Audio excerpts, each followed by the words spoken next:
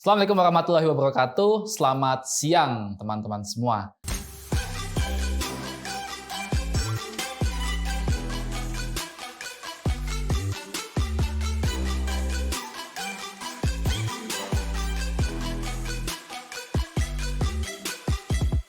Nah, kali ini kita ada di acara Solo Next Startup Talk Batch 4 ya. Jadi program ini merupakan program dari Solo Next Startup bekerjasama dengan Impala Network, kemudian dalam kegiatan Kedai Reka. Seperti itu teman-teman semua. Nah, perkenalkan aku di sini selaku host, nama saya Fibri dari tim Business and Program Impala Network.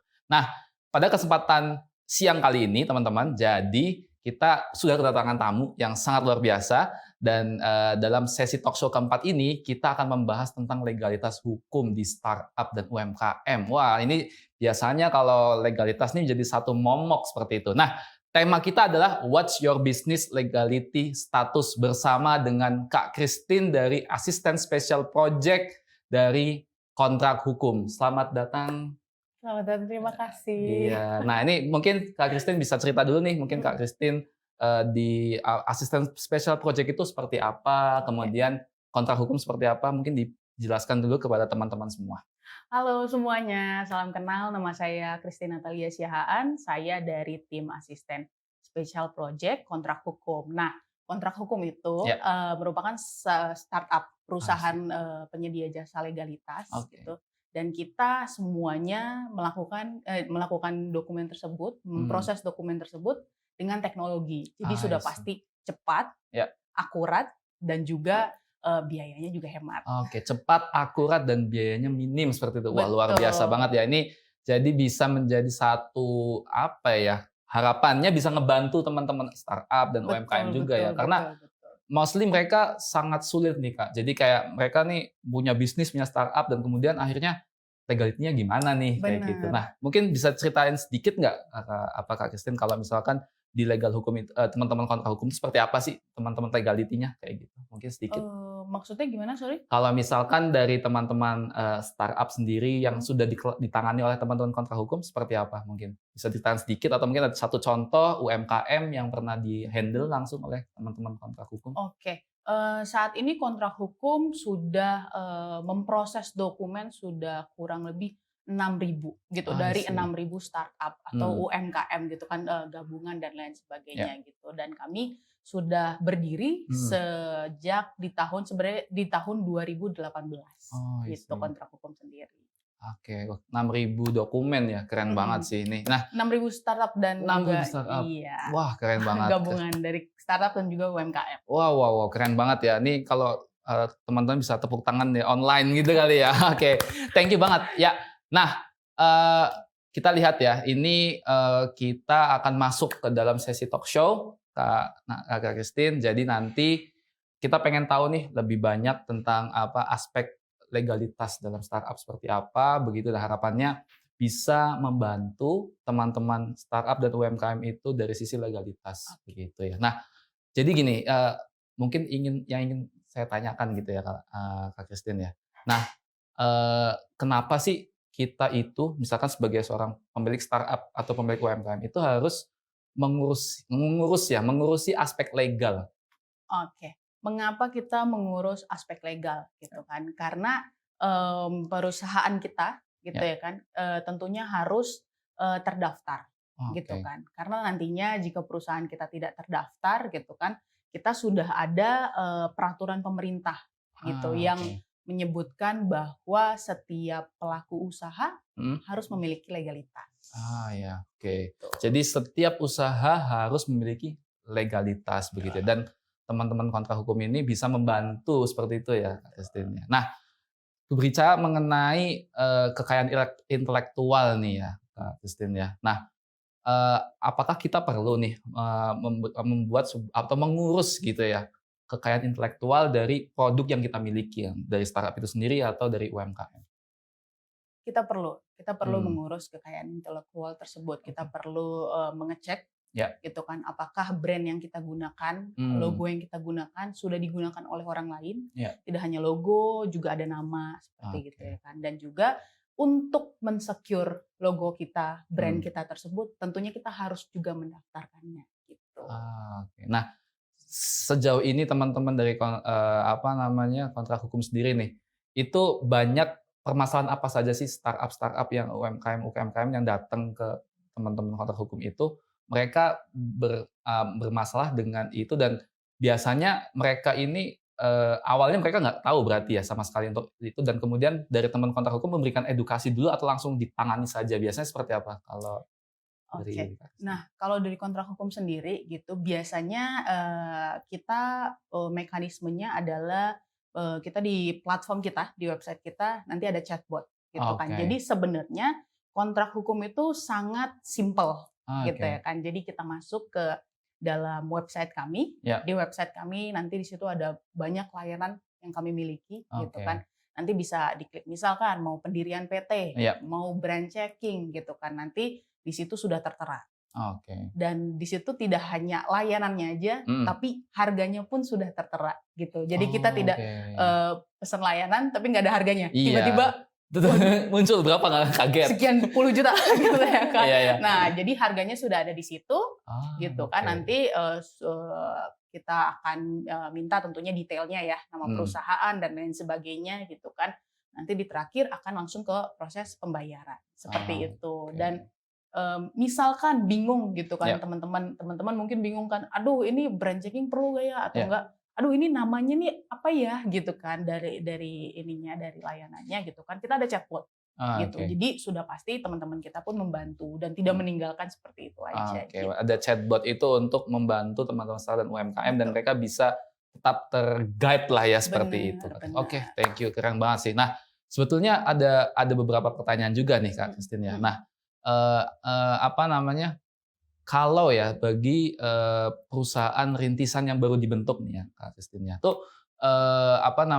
kira-kira pendaftaran legalitasnya tuh baiknya ketika sudah startup itu sudah berjalan baru mendaftar, atau saat dia sedang punya idenya lalu kemudian belum berjalan sih sebetulnya bisnisnya, itu baru mendaftar, atau biasanya seperti apa kalau dari teman-teman kontrak hukum sendiri menangani klien-klien untuk legalitas startup dan UMKM ini?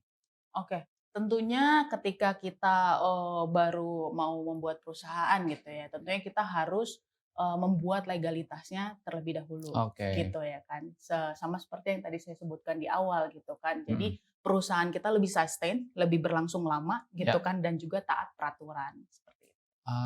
Oke. Ya. Wah, ini keren banget ya. Nah, ini kita sekarang ada satu sesi gitu ya untuk tanya warga nih. Jadi ternyata ada pertanyaan-pertanyaan nih, Kak Christine ya, untuk kontrak hukum dan nantinya tentu saja bisa membantu teman-teman startup dan UMKM di sana dalam program SNS ini bisa harapannya membantu nih dari sisi aspek legalitas dan kemudian tentu saja, karena tadi sudah disampaikan oleh Kak Christine, aspek legalitas itu sangat penting banget. Nah, oke, kita lanjut aja nih. Kita langsung ke ada pertanyaan dari Mas Danu. Saya bacakan ya, Kak Christine ya. Halo Kak Christine, sebelumnya kenalin, namaku Danu. Saat ini aku lagi ngembangin startup nih di bidang industri batik. Nah, aku mau tanya nih Kak, kira-kira di fase awal pengembangan startup, hal-hal esensial yang perlu untuk dilengkapi sebuah bisnis di tahapan awal itu apa aja? Nah, ini bisa dijelasin nih. Terima kasih. Oke, aku jelasin ya. Pertama, tentu produk yang jual, pastikan produk tersebut memiliki nilai lebih yang dibutuhkan oleh masyarakat. Yang memiliki nilai lebih. Jadi kan kita tahu gitu, mereka butuh produk kita. Ya, betul. Ya kan? Dan yang kedua, bagaimana cara meyakinkan masyarakat tersebut untuk membeli produk kita. Ya. Gitu. How to convince gitu ya. Betul. Dan yang ketiga, untuk menjamin semuanya berjalan aman dan lancar, kamu harus cepat mengurus legalitasnya. Oke. Ya, jadi produk sudah berjalan, tapi ternyata legalitasnya terhambat, kan itu juga jadi masalah seperti itu. Ya. Nah, itu ya teman. Jadi tadi pastikan ya. Tadi mungkin aku bisa quote ininya ya, maksudnya nge-summary bahwa produk yang dijual itu pastikan produknya itu harus dibutuhkan oleh masyarakat.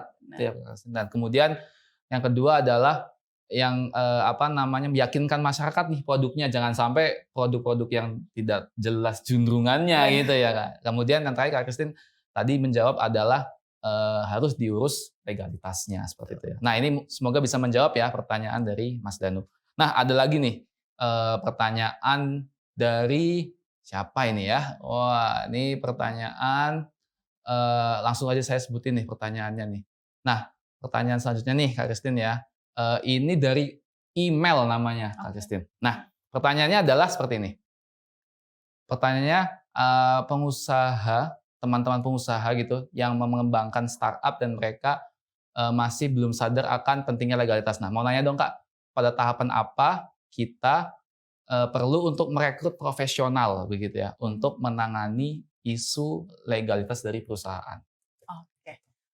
Sebenarnya tidak perlu merekrut Oke. gitu. Banyak usaha kecil yang tidak memiliki orang legal namun Ya. usahanya aman. Oke. Gitu ya kan. Kenapa? Karena sudah kenal dengan kontrak hukum seperti Oke. itu. Ya. Kontrak hukum sudah dipercaya membantu lebih dari 6.000 pelaku usaha seperti yang tadi sudah saya bilang ya, ada startup dan juga UMKM gitu kan, mengembangkan bisnisnya yang tersebar di seluruh Indonesia gitu. Berbagai layanan dari pendaftaran merek, pembuatan badan usaha, perizinan usaha dan juga lainnya.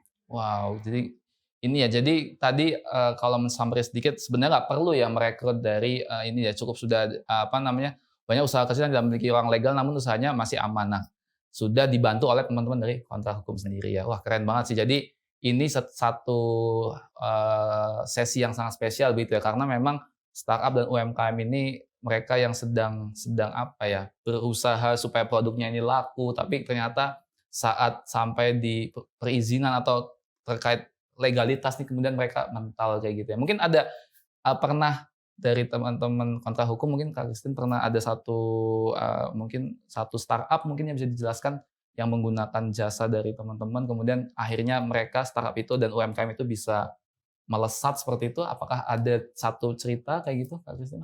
Tentunya banyak cerita ya. Ya boleh, banyak cerita ya. Karena 6.000 gitu. Oh, iya, kalau 6.000. hanya satu, jadinya, waduh, kok cuma satu doang yang satu ya. gitu Oke. kan. Mungkin dicontohin gitu ya satu contoh. Tentunya banyak gitu kan. Jadi ada beberapa yang mungkin saya tidak bisa menyebutkan mereknya ya. Takutnya ada ini ada peraturan-peraturan seperti itu gitu. Tentunya ada ketika mereka sudah membuat legalitas mereka gitu kan dan tentunya dari legalitas tersebut dibuat jika mereka ingin bekerja sama legalitasnya kan juga diminta seperti itu kan. Jadi kerjasama mereka berlangsung dengan cepat, tidak perlu nanti ketika Mbak minta legalitas yang ini dong gitu kan. Aduh tidak ada gitu kan. Jadi karena sudah dibantu oleh kontrak hukum kerjasama mereka, usaha mereka berlangsung dengan sustain. Oke, ya jadi keren banget ya nih teman-teman kontrak hukum ini bisa membantu teman-teman startup dan UMKM di luar sana yang membutuhkan legalitas begitu ya. Dan tadi ada 3 tagline yang menarik, Kak Christine tadi bisa disebutkan lagi? Tagline yang sangat menarik itu tadi cepat, kemudian murah dan juga waduh saya jadi lupa. Tadi cepat, murah, dan efisien seperti itu. Dan easy. Cepat, murah, dan juga gampang. Wah, keren banget ya 3 itu ya. Nah, itu jadi hal fast, affordable, and easy. Oh, fast, affordable, and easy. Yeah. Oke, keren banget. Nah, ini jadi sangat menarik banget obrolan kita ya karena terkait legalitas ini memang banyak orang-orang yang terkendala gitu. Apalagi startup gitu ya. Mereka kan anak-anak muda gitu loh Kak Christine. Nah ini kalau misalkan dari Kak Christine sendiri ya di kontrak hukum ini, biasanya mereka ini anak-anak startup kan anak-anak muda, mereka idenya luar biasa. Mereka itu kadang-kadang suka melewat batas dan sampai udahlah pokoknya produk dulu gitu. Bikin startup, tapi ditanya legalitas bingung mereka begitu ya. Nah, apakah dari kontrak hukum sendiri punya cara untuk atau mensosialisasikan atau memberikan edukasi kepada mereka-mereka ini mungkin atau dari platformnya kah, dari kontrak hukum atau punya media sendiri mungkin gitu ya untuk teman-teman. Nah, gimana Kak Christine? Kalau kontrak hukum sendiri kita tuh aktif karena special project tuh bagian saya adalah partnership gitu kan ya. Nah kita sendiri juga tidak hanya kita menunggu gitu, tapi kita pun juga menjemput bola gitu. Kita bekerja sama juga tentunya dengan banyak co-working space gitu Oke. kan. Kita juga kerjasama atau kolaborasi dengan startup lainnya gitu Ya. kan untuk sama-sama mengedukasi teman-teman startup dan juga teman-teman UMKM gitu. Jadi mungkin kita akan buat talk show, Ya. kita juga akan buat webinar Ya. gitu kan, dan para narasumber terpercaya dari kontrak hukum pun aktif menjadi mentor untuk ada mungkin inkubator, akselerator, dan juga acara-acara lainnya seperti itu. Oke, jadi bisa banget begitu ya untuk talk show, kemudian webinar dan segala macamnya. Dan kalau boleh tahu sosial medianya mungkin bisa disebutin? Sosial medianya kontrak hukum. Oke, di Instagram juga kontrak hukum gitu. Kontrak hukum. Gitu. Nah, di situ juga banyak yang ngebahas tentang konten-konten tentang legalitas dan segala macam. Di situ juga ada semua ya. Betul. Oke, I see. Ya, ini menarik banget ya. Jadi ini menjadi satu ya tadi kita bicara orang ya, kadang-kadang tuh punya produk, punya bisnis, tapi hukum legalitas tidak diurusi sampai akhirnya mungkin ketika mau ada permintaan ke pemerintahan atau apa akhirnya kepentok, aduh izinnya saya nggak bisa, nih perizinan saya gagal. Nah ini kontra hukum bisa menjadi solusi ya buat teman-teman semua, teman-teman startup dan UMKM untuk bisa menjadi startup yang bisa punya legalitas yang baik seperti itu ya. Dan tentu saja legalitas baik UMKM atau startup naik kelas. Nah, seperti itu ya. Ini kita sambil kita berjalan, kita pengen banyak ngobrol-ngobrol juga nih tentang kontrak hukum tadi ya. Nah, kita masuk ke dalam ini sesi di mana saya pengen tanya secara random dan kemudian jawabannya singkat begitu ya, Kak Christine ya. Oke. Jawabannya setuju atau tidak setuju saja. Siap. Oke. Nah, quick question yang pertama. Kekayaan intelektual bisa jadi jaminan pinjaman? Setuju. Oke, alasannya? Alasannya kekayaan intelektual bisa merupakan aset kekayaan. Bisa merupakan aset kekayaan. Selain itu, dan dalam undang-undang kekayaan intelektual bisa dijadikan objek sita fiducia. Objek sita fiducia. Wah, ini satu hal ini menarik nih. Ini bahasa yang saya juga jarang mendengar nih. Bisa dijelasin nggak itu apa tadi?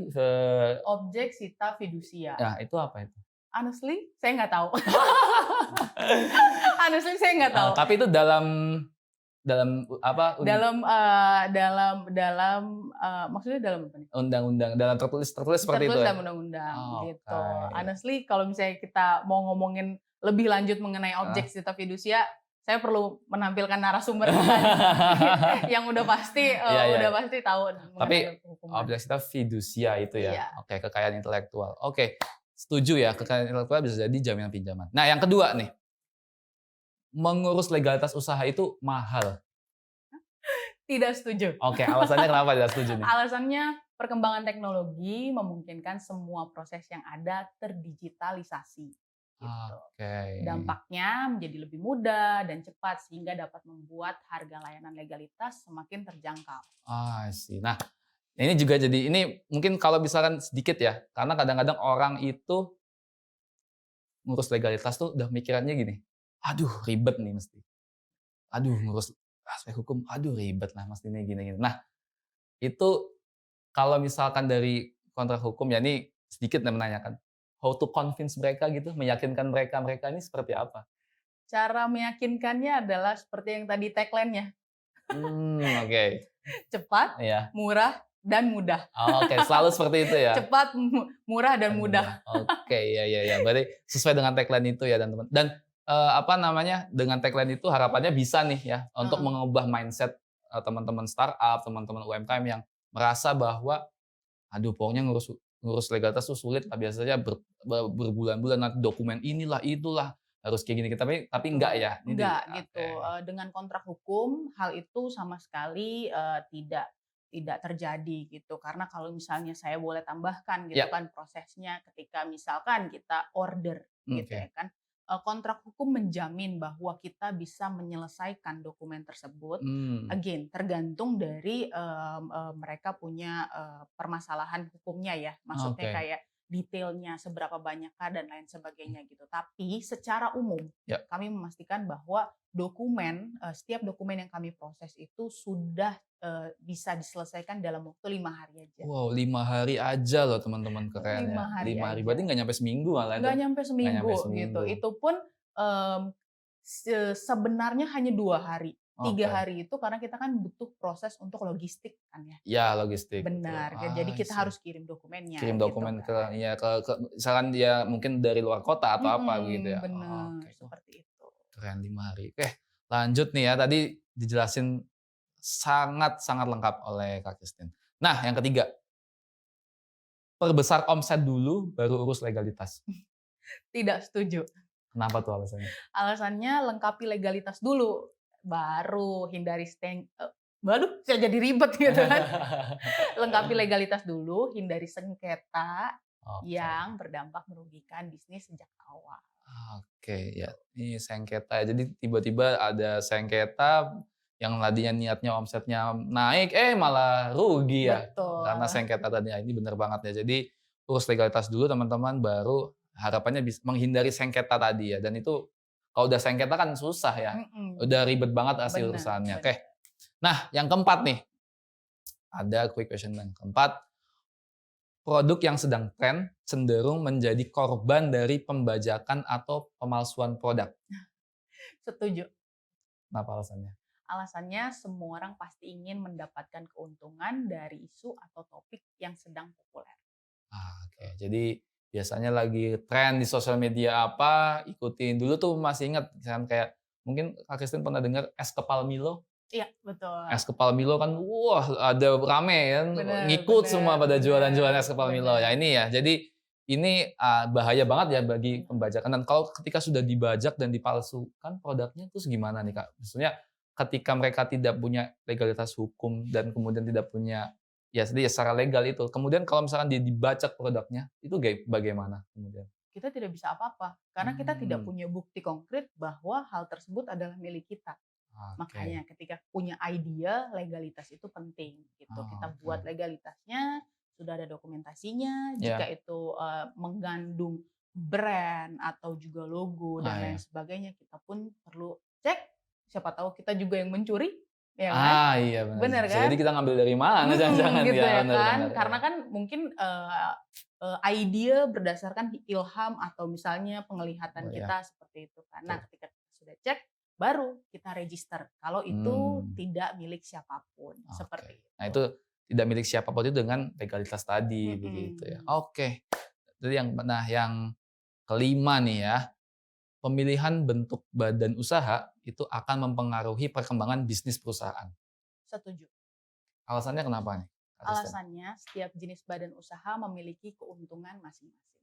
Setiap badan usaha memiliki keuntungan masing-masing. Oke.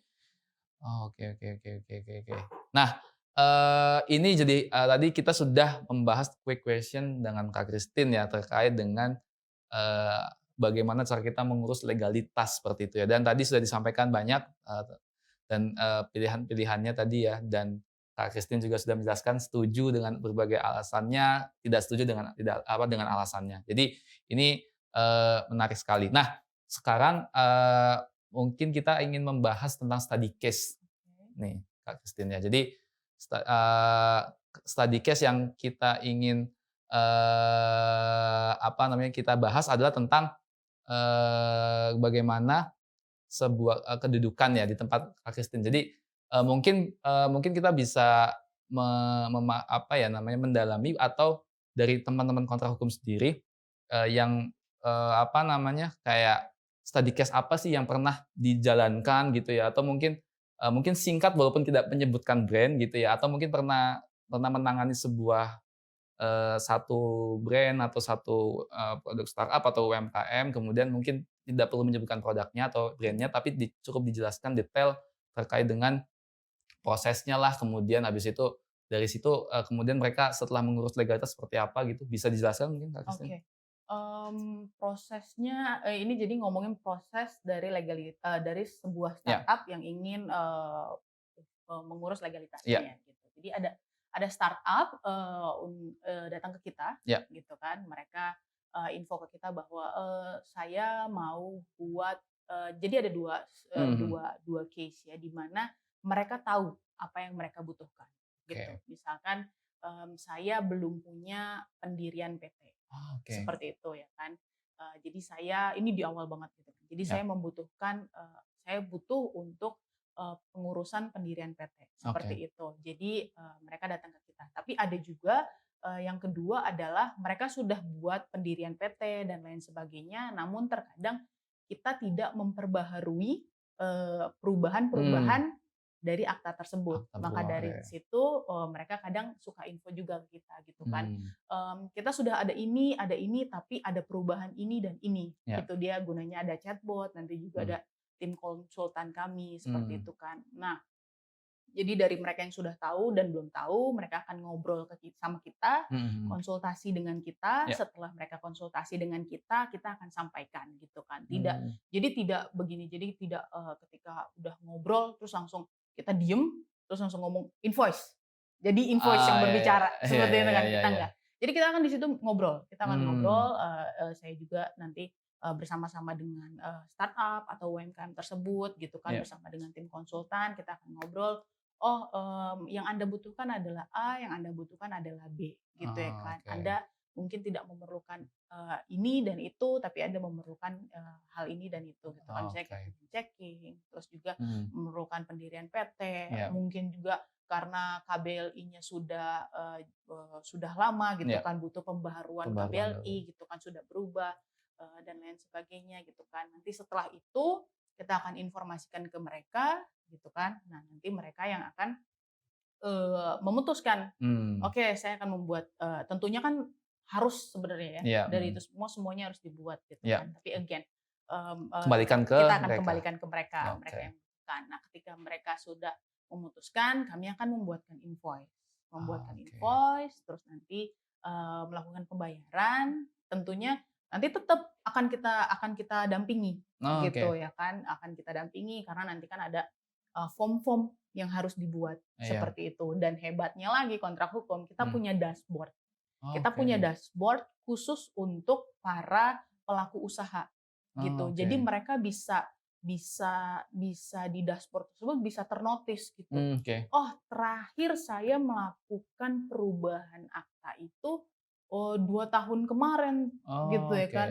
Dan sekarang sudah ada perubahan-perubahan lainnya nih. Misalnya saya sudah ternyata direkturnya sudah bukan dia lagi, ya kan, yang baru gitu kan. Ternotis, jadi ternotis gitu. Ada dashboardnya, kita bisa lihat. Oh, yang sudah saya buat NPWP usaha sudah saya buat, PT sudah saya buat. Terekam gitu terekam. Ada dashboardnya gitu kan.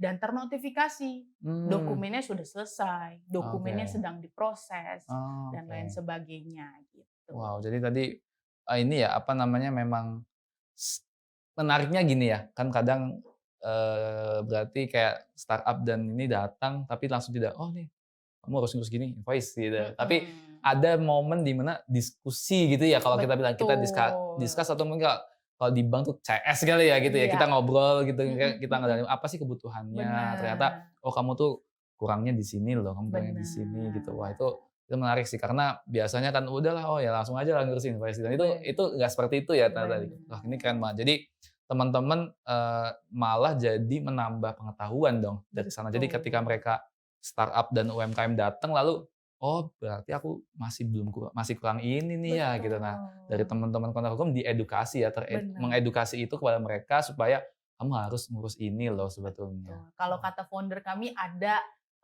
legal check up. Jadi ketika kita lagi ke dokter, medical check up, dicek nih sakitnya apa aja, gitu kan. Kalau misalnya ada sakit jantung, yang kita benerin sakit jantungnya, bukan kakinya, gitu. Ya. Medical check up bagi dokter, legal check up. Benar. Oke, ini legal check up nih. Nah, wah ini nih. Nah, nih saya juga ada pertanyaan nih, Kak Christine. Kata orang-orang tuh ya, startup itu suka nggak bayar pajak. Nah, pernah nggak menemukan kasus seperti itu? Waduh, Sebenarnya again ya, Ya. saya bukan di bagian pajak dan Ah. bahaya nih kalau saya ngomong hal-hal yang tidak saya ketahui. Tapi gitu mungkin pernah kan. mendengar atau pernah mungkin biasanya kan diskusi makan siang lah, ngobrol-ngobrol, mungkin ada, wah tuh startup tuh begini. Mungkin kalau misalkan dari Kak Christine sendiri gitu, atau Mhm. itu bisa boleh banget sih. Tapi kalau intinya kalau startup nggak bayar pajak itu jelas itu dia melanggar hukum dong ya. Melanggar hukum, Oke, gitu. karena sebuah bisnis gitu ya harus Benar. membayar pajak. Oke, Betul. I see. Ya, nah ini sekarang ada juga nih, startup tuh sebetulnya perlu NIB nggak sih? Perlu, gitu. Oke, Setiap, NIB itu kan seperti KTP-nya usaha, oke, nomor induk berusaha, NIB usaha. gitu. Jadi sangat penting untuk, para pelaku usaha Ya. memiliki NIB, gitu. Oke, jadi NIB itu mau dia UMKM pun startup pun juga harus butuh ya? Betul. Oh, oke, ya.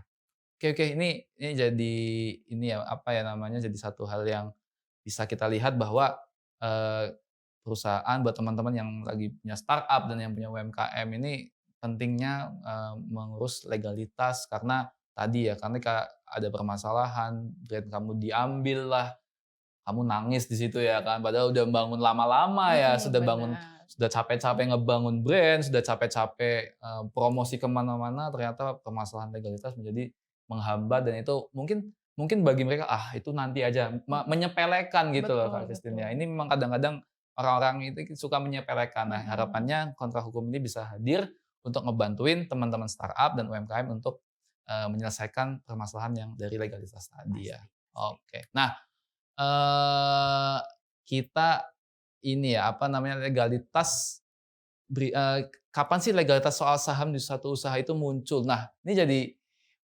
bahas soal masalah legalitas startup yang katanya beda dengan UMKM. Apakah beda sebetulnya, Christine? Yang saya pahami tidak beda ya, karena Mmm, startup pun merupakan pelaku usaha dan UMKM pun merupakan pelaku usaha gitu, mmm, sama-sama berusaha mmm, gitu dan sama-sama menghasilkan sesuatu dari usaha yang mereka lakukan, seperti itu. jadi tidak ada bedanya dong berarti antara startup dan UMKM karena mereka sama-sama, apa ya, ya berbisnis, ya Betul, berusaha mungkin jadi perbedaannya hanyalah teknologi, yang satu ah, menggunakan teknologi, oke. yang satu tidak menggunakan teknologi. Tapi dari aspek legalitas tidak ada Legalitas tidak samanya, ada. tidak ada bedanya. Jadi cuma ya namanya startup dan bisnis UMKM kan mungkin mereka konvensional, startup Benar, kan menggunakan teknologi. Tapi pada dasarnya dari sisi legalitas ada tidak ada tidak ada perbedaan. perbedaannya.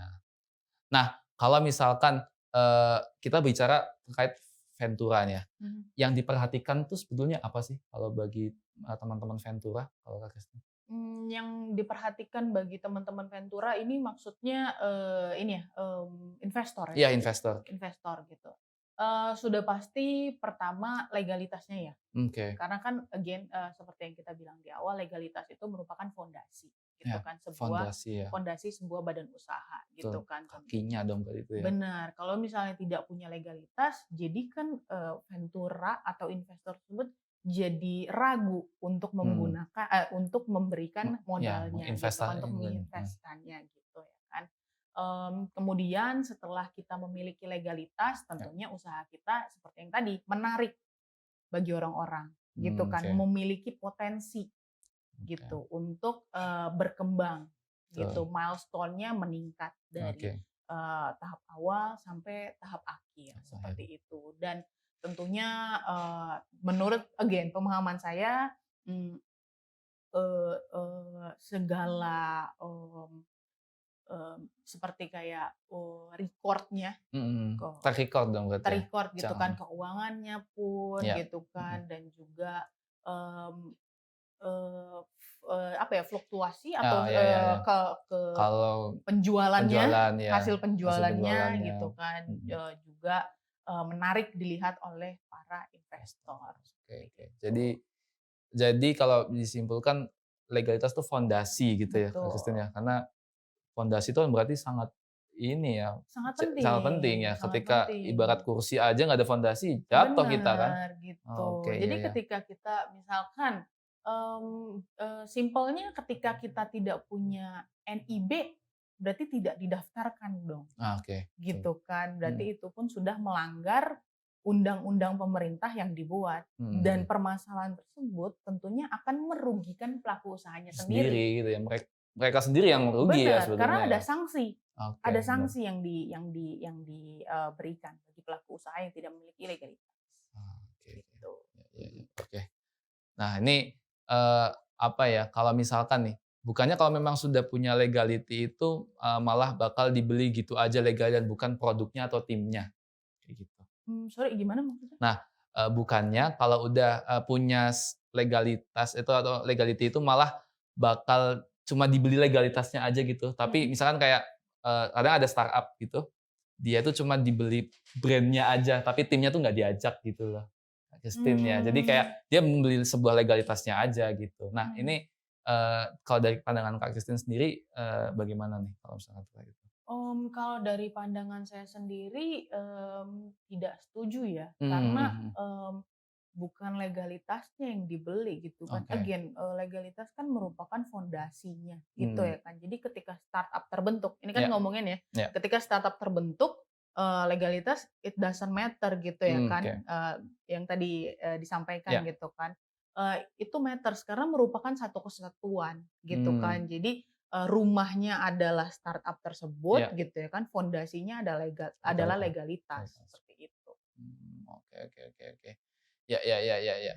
Nah, ini kita mau bicara soal jobnya Kak Christine juga ya. Tadi menyebutkan partnership juga ya. Nah, kalau masuk ke dalam bidang partnership ini, sebenarnya kendala apa sih sebenarnya Kak Christine yang ditemui ketika masuk ke dalam satu inkubator universitas misalkan, atau misalkan jadi menjadi bagian legal di sana gitu. Apakah pernah menemukan sebuah kejenuhan gitu terkait ada mahasiswa datang, ini bingung legalitasnya terus jenuh kayak gitu atau gimana nih? Kalau dari suka dukanya kita kan bicara suka duka kali ya kalau misalkan kita bisa. Suka dukanya partnership, sebenarnya mau yang duka dulu apa yang suka dulu nih enaknya nih?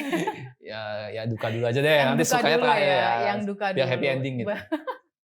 Ya, yang duka adalah gini, yang duka adalah mereka merasa bahwa legalitas itu sulit, riweuh gitu. Jadi ketika kita ingin mengenalkan, sudah ada benteng yang mereka punya bahwa aduh ribet legalitas itu gitu kan. Aduh saya nggak ngerti legalitas itu gitu. Padahal legalitas itu again sangat penting.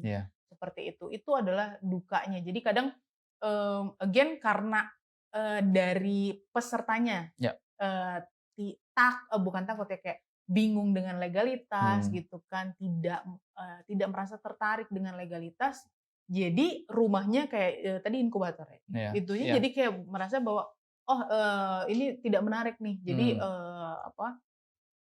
hukumnya legalitasnya kita tidak bahas dulu deh gitu. Padahal again itu kan fondasi ketika kita mau melakukan sebuah usaha, kita perlu melek legal gitu. Melek legal. Nah, kadang kadang mereka ini ketika itu punya benteng itu loh yang kadang-kadang sulit sekali gitu. Nah, itu teman-teman merasa kesulitan nggak di kasusnya untuk menyadarkan atau merobohkan benteng ini sebenarnya? Benteng di mana mereka mindset ini susah gitu, apalagi mahasiswa. Atau mungkin punya cerita gitu Kak Christine pernah masuk ke dalam satu inkubator kampus mungkin, atau pernah partnership dengan kampus gitu-gitu dan pernah mengurus suatu legalitas dari startup-nya kampus atau mungkin usaha binaan kampus kayak gitu mungkin?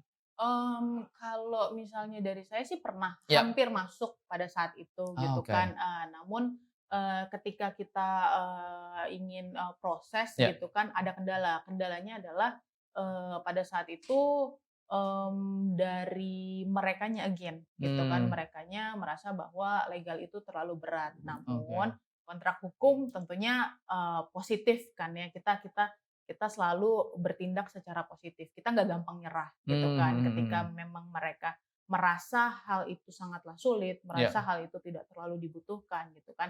Again, kita akan memberikan sosialisasi. Kita akan menjelaskan bahwa legal itu penting gitu kan. Dan juga kita tentunya kan sudah ada recordingnya gitu kan. Kita juga sudah ada event-event yang sebelumnya kita sudah lakukan gitu kan. Nah, Oke. kita dari situ saya terlebih dari tim partnership gitu kan memberikan informasi dan juga edukasi kepada mereka, penjelasan gitu kan. Nah, agar mereka bisa bekerja sama Ya. dengan saya untuk membuat sebuah event kah atau Hmm. membuat sebuah kerjasama kah yang Bisa mereka memberikan informasi ya, menyadarkan benar teman-teman begitu ya. benar untuk mengurus Ngurus legalitas. legalitas. Iya, iya, iya, iya. Oke, oke, oke. Nah, ada satu quick question lagi nih. Ah, Quick question ini, apa ya, pembahasan yang sangat asik juga soalnya. Quick question lagi nih, sebelum sebelum kita menutup sesi pada siang hari ini ya, Kak Christine ya. Nah, legalitas konvensional atau modern? legalitas modern tentunya. Oke, kenapa tuh legalitas modern? Karena seperti yang tadi saya bilang, Ya, legalitas modern sudah menggunakan teknologi gitu oke. kan. Jadi dengan adanya teknologi, dengan semuanya sudah terdigitalisasi gitu Ya, kan, tentunya akan menjadi cepat, tentunya mmm, juga akan menjadi mudah dan juga tentunya akan murah seperti itu. oke. Tapi berarti, dengan legalitas modern itu, lebih cepat, lebih mudah, dan lebih murah tadi ya? Mhm. Kalau berarti sama halnya kayak sekarang juga ya, kalau misalkan sekarang posisi pandemi juga, klien-klien gimana Kak Christine? Lebih lebih banyak pertemuan tatap muka langsung atau emang cukup by online aja gitu kalau dari teman-teman kantor hukum? Kalau kontrak hukum karena semuanya sudah menggunakan teknologi ya, Mhm, kita mhm. tidak perlu tatap muka gitu. Oke. Tanda tangan pun kita sudah bisa menggunakan tanda tangan elektronik Elektronik gitu. ya. Wow, wow, wow, keren, Jadi keren. corona free. Corona free ya, benar. Corona free. Corona free ya, ini oke banget nih. Nah, eee, kalau bicara, ini ada quick question lagi nih. Pilih jadi bagian legal di startup atau UMKM? Keduanya, Oh, keduanya ya, ini keduanya, nggak setuju lihat keduanya ya, keduanya. kenapa nih kalau karena memang udah apa namanya, nggak ada bedanya begitu Nggak ya? ada bedanya gitu kan, Oke. karena kita semua sama-sama pelaku usaha gitu. Kalau Mmm, misalnya saya hanya mendukung salah satu pihak gitu ya kan, iya, jadinya kan timpang dong nanti? timpang Oke, dong gitu iya. kan. Jadi nanti yang satu UMKM merasa dimusuhi, jadi tidak mau bersama dengan kontra hukum gitu Iya gitu kan. ya, jadi kedua-duanya ya? Keduanya Kedua-duanya, gitu. oke. Nah, eee, mmm, menutup ya sesi pada siang hari ini, dari teman tadi sudah kita bahas panjang lebar ya Kak Christine ya mengenai legalitas dalam startup, bagaimana legalitas itu sangat penting ibarat fondasinya ya bagi bagi sebuah UMKM, produk UMKM atau startup itu sendiri. Nah, mungkin ada sedikit, closing statement nih Kak Christine kepada teman-teman semua di luar sana, khususnya para pelaku startup begitu Mhm dan mhm UMKM, agar mereka sadar begitu ya. mhm Kan biasanya orang tuh kan sadar dulu Kak Christine, dari mhm sadar baru bergerak. mhm. Dari bergerak nanti baru mereka nah baru baru dapat hasilnya nih. Nah, Heeh, ini kan mungkin di luar sana ada yang mungkin bodo amat, tapi ada yang baru, oh udah sadar, oh iya ya legalitas penting ya. Tapi nggak ada gerakan, nggak ada mhm aksi gitu mhm untuk ngurusin itu. Atau mungkin ada yang sudah sadar, sudah mau bergerak tapi bingung, mhm. "Aku mau ke siapa ya? Minta tolongnya sama siapa nih?" Nah, itu kan banyak banget ya orang-orang seperti itu. Nah, mungkin closing statement ini sambil, menutup sesi siang, SNS Talk keempat ini, Kak Christine, closing statement. Oke, buat semua teman-teman pelaku usaha gitu kan, mulai dari sekarang ketika, teman-teman membutuhkan legalitas, tidak perlu lagi bingung, tidak perlu lagi menjadi khawatir Oke. mengenai biaya, kesulitan, dan lain sebagainya. Karena, dengan adanya saya di sini, saya juga ingin memperkenalkan kontrak hukum, Ya, sebuah, jasa pembuatan legalitas, dengan menggunakan teknologi. Yang pasti oke. kita bakalan membantu teman-teman pelaku usaha untuk memproses legalitasnya dengan cepat, dengan mudah, dan juga dengan harga yang terjangkau. Oke. Nah, itu ya teman-teman. Jadi buat teman-teman jangan khawatir nih ya, ternyata semua itu sudah serba mudah, serba murah juga dan teman-teman jangan khawatir dan merasa bahwa wah legalitas tuh ribet, legalitas tuh nah ini sudah ada teman-teman dari Kontrak Hukum dan Kak Christine tadi sudah menjelaskan panjang lebar, di sesi siang kali ini. Oke, terima kasih banyak Sama-sama, Kak terima kasih Christine, luar banyak biasa sudah ya. Tadi mengundang. sudah membagikan ilmunya tentang legalitas hukum dan sebuah kebanggaan buat teman-teman, Soulnext Startup yang bisa mengundang teman-teman kontak hukum dan tentu saja nanti harapannya bisa memberikan, apa namanya, informasi nih kepada teman-teman semua bahwa legalitas itu suatu hal yang sangat-sangat penting. Ibarat rumah itu fondasi ya, ibarat sebuah startup atau UMKM itu adalah fondasinya teman-teman. Nah, terima kasih banyak ya, dan nantikan untuk sesi talk show selanjutnya untuk kegiatan Solo Next Startup, dan saya Fibri selaku host ya atau moderator, dan tadi Kak Christine sudah menyampaikan banyak hal, dan kita tutup acara Solo Next Startup yang keempat pada siang hari ini. Terima kasih. Wassalamualaikum warahmatullahi wabarakatuh.